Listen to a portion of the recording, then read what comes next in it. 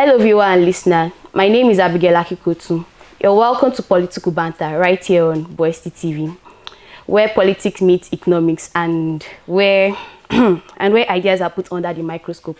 Join me as I introduce to you our guest for today, Comrade Ibrahim Mudashiru. He's a 300 level student of criminologist and also a political analyst. Ibrahim, can you please can you introduce yourself a bit to our audience so they can know you? Thank you very much.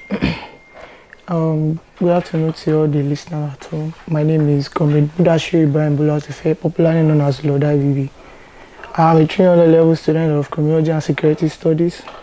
As she has already said, I love politics. I am a political analyst right from time, so that's all I can say for now. Okay. Great to have you on our show, Ibrahim. Thank you very much. I'm excited to discuss about political activities with you. Okay. Moving on to the business of today, what's your current take on the economic issues in Nigeria as at now?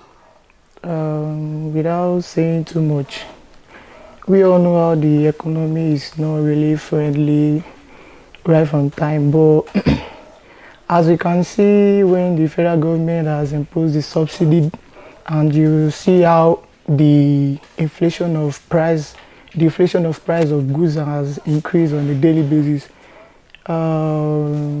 it's actually not friendly, and that's because if the subsidy is not being implemented, I don't think things will get done easily, because bringing the idea of implementing the subsidy, it actually generate a lot of revenue for the federal government, as we can all see now. And with the look of things from the past weeks and past months, few months ago, we can actually see that things have actually been coming down little by little. If we can take a bag of rice as an example, okay. Bag of rice that was 100 plus last 2 months, by the special grace of God, these weeks now, if you are following the market value, it has been, I think, 60 to 55,000 naira, if I'm not mistaken. So the economic of Nigeria right now, we know that is not actually balanced, but with the system of government that we are right now, I think things are actually getting better gradually, and we pray for more good good results. Okay, this rice issue, but though I've not heard it, but okay. What about those that have rice that's still on the higher side? Now you said it's already low. Do you think they will still sell it for that lower price that's in the market now? Yeah, thank you for that question. My point at that side, you see, talking about the issue of people, the marketers that still have their goods inside their shop. One thing that is the mindset of a businesswoman or a businessman is either you lose or you gain. That's the mindset of a businessman or a businesswoman. So you having that kind of a product at home, and the inflation of the price has reduced, you don't have any choice than to sell it according to the market value. And as we can see, we have agencies around the cities now, though we've not seen it in Ikere Ekiti, but if you go to cities like Abuja, go to cities like Lagos, we have agencies that have price control, and if you are conversant with news very well, you have heard the news like in Lagos, I think that was last 2 months, that a shopping mall was closed down. Those are the price control agency. They went there to intervene to the Nigerians who complained that the cost of things in the mall are too expensive, and the agencies locked down the shop. So I think with that new implementation and that new policy, if we can continue like that, there are solutions to things like that. And as the business person that you are, sometimes you gain and sometimes you lose. That's the agenda. Okay. How do you think politics is influencing economic policies? Influencing or affecting? Influencing. Now, if we should take a look of things, if I emerge as the president of Nigeria now, I think I have my people that have worked for me, and I know who is capable of handling the economic aspects. handling the financial aspects and handling security aspects. In the economy aspect, I will know that somebody who is his education is in the line of economy, who has the orientation about business. That's the kind of caliber of people that can be put in the place so that the economy can actually move forward, and there can be infrastructures in the city, in this in the community or in the country. So the politics that influence economy are very, very much. Let's take a look at President Tinubu right now. Okay. When he emerged as the president, the former the former governor of Central Bank, that's Godwin Emefiele, if I'm right, he, though his line of education correlates with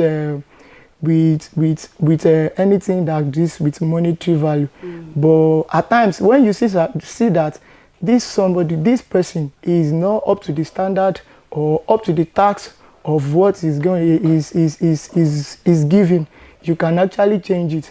Look at the Federal Revenue Service. Look at the person that Tinubu put there now. You will see that things are now getting changed.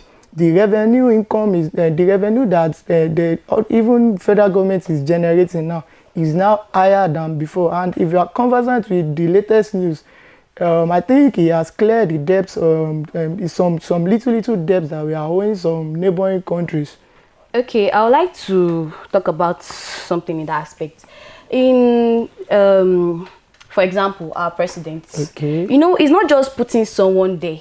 It's about people that are, like the president, he has people that are higher in power than him. But when people are discussing, when citizens are discussing, they're like, he wants to do it, but they don't want him to do it. So what is wrong in that aspect? Thank you. I'll tell you something. If I am the president, there's one thing that is, let me just use Buesti as an example right now. Okay. Currently, as an undergraduate politician that I am, with my observation that I am observing, there's one thing that we call power tussle, and there's one thing that is called standing order. As a president, as the number one, if I am actually a number one student of this school, as a president, I have a standing order, because there is no if any person wants to, if any external is coming to school to see any student, I am their voice, I am their representative, and I have been given that standing order to do something, and the only thing I have to do is just to make sure that this thing I am doing is not affecting the Nigerian students. You understand me? Yeah. This thing I am going to do, there won't be a negative impact towards the students. That is just anything that I want to do that I know that is towards the growth of the student. I will make sure I implement it with all my power. That is it. And if you take a look at the president that is ruling currently right now, looking at all the agendas he has brought in, looking at all the agendas, we are all benefiting from it as a Nigerian student. Let's take a look at the student loan. At least right now, 60%, because I went to the Bossa and we had a brief discussion about it, 60 or 70% of Buesti students are benefiting from the student loan. Even I myself, I benefited from it. I was not even expecting. You understand? Because, you know, one thing about we Nigerians is when they say something, we don't really believe it. Some students came to me and said, we did not know that this new fund will not be real. And I was like, that is how it is. Every little thing, we should always take it very serious. Okay. Thank you very much. We'll be going on a short break. We'll be right back. Every great brand starts with a vision, a spark, a dream waiting to be seen. At Tenny Vision, we breathe life into your ideas, from logo to full brand identity, because your brand deserves to be felt, not just seen. Tenny Vision, design your vision, build your future. Thank you. Welcome back. Let's dive into another aspect. Okay. How do you think the government should prioritize its spending to promote economic growth? Fine. You see, prioritizing spending to promote economic growth. Firstly, if I am the president, you see all these politician gurus that are collecting more than what they are expected to collect, I'll first cut it off. Because it is we, the citizens, that we are suffering from it. Looking at the angle of a senator collecting wardrobe allowance, money allowance, vehicle allowance. Exactly. Okay, let's look at the principal officers in the Senate terms. The Senate president has more than 50 entourage. The deputy Senate president has more than 50 entourage. And there is a budget that has been assigned for them.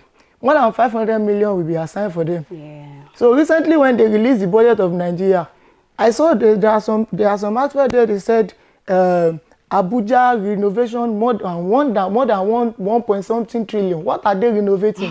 Solar panel for more than 500 million. What are they renovating? Exactly. There's light that is functioning well in Abuja. We should not be, unless we are just lying for ourselves, or we just want to just support the federal government, and which is not supposed to be so.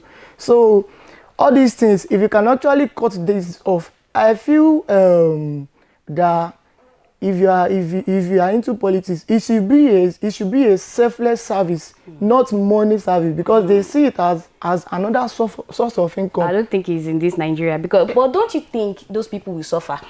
They will not suffer, because somebody coming to contest as a president, or somebody coming to contest as a senator, you know he is well okay. Let's take a look at this senator representing Ikere constituency here, Senator Yemi Adaramodu. He is well rich. Before he said he wants to he has contested as House of Representative in Ekiti Parliament more than 3 times, if I am not getting it wrong. So before going to the Senate, so these people, if I should bring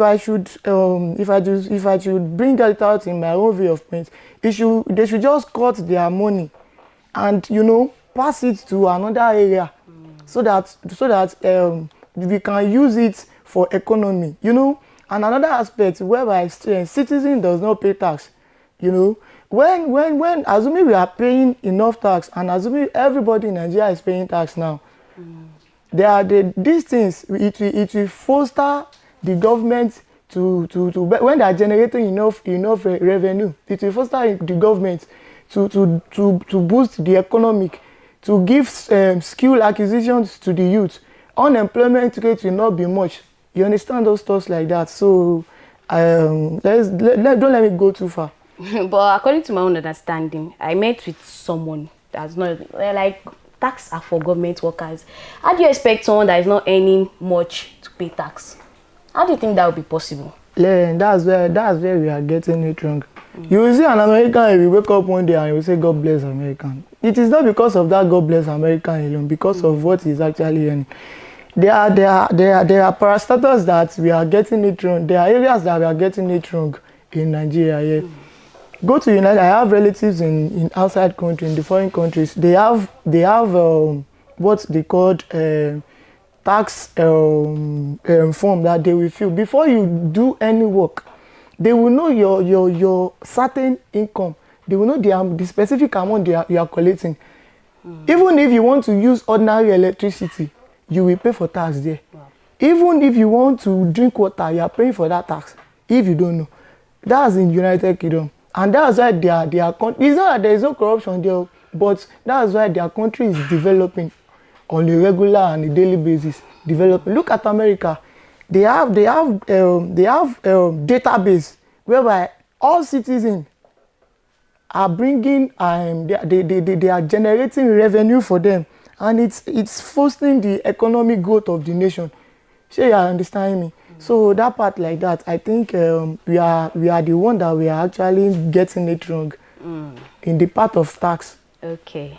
Moving on to the last segment of today. How do you think we can balance the Nigeria economy now? Firstly, and what is your advice to the government on how they can balance it? Let me first answer the question of balancing the Nigeria economy. Yeah. You see, in Nigeria that we all know that the government that is in now, as Showore always talk it, is shop make I shop. Baba Sokpe, you understand? And looking at Tinubu now, he's a well-oriented man, very, very well-oriented man. He has what is called economic stability.